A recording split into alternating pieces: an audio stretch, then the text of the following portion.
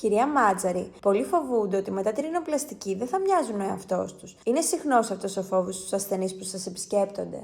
Το πώς εκφράζεται αυτή η ανησυχία είναι καθαρά θέμα χαρακτήρα και το συναντάμε πιο έντονα σε ανθρώπους πιο συναισθαλμένους και συντηρητικούς, τουλάχιστον με τα θέματα της εξωτερικής τους εμφάνισης. Είναι φυσιολογικό να μην επιθυμεί κανείς να γίνει κάποιος άλλος. Οι ασθενείς μας θα βλέπουν μετά την επέμβαση μια πιο αρμονική εκδοχή του εαυτού τους, χωρίς να χάνεται η φυσικότητα και η προσωπική τους ταυτότητα. Η σύγχρονη ρινοπλαστική δεν στοχεύει σε παράτερες αλλαγές ή σε έτοιμο πρότυπο ομορφιάς. Στόχοι μας είναι, πρώτον, η ισορροπία της εικόνας της μύτης με τα υπόλοιπα χαρακτηριστικά του προσώπου, αλλά και με το γενικό παρουσιαστικό που έχει ο κάθε άνθρωπος. Δεύτερον, η διατήρηση της φυσικής έκφρασης του προσώπου. Και τρίτον, ένα αποτέλεσμα που να μην δείχνει χειρουργημένο, αλλά αβίαστα όμορφο, όπως παρατηρείτε ότι προτιμούν και ακολουθούν οι άνθρωποι του κινηματογράφου και της μόδας. Τι πρέπει να κάνετε και από πού να ξεκινήσετε τη διαδικασία?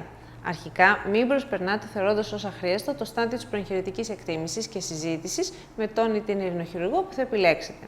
Αυτή η επίσκεψη είναι πολύτιμη για εσάς. Στη διαβούλευση αυτή γνωριζόμαστε και έτσι βλέπουμε συνολικά όχι μόνο τη μύτη, αλλά ολόκληρο το πρόσωπο και τις εκφράσεις του, τις ασυμμετρίες του, τη γενική σας εικόνα.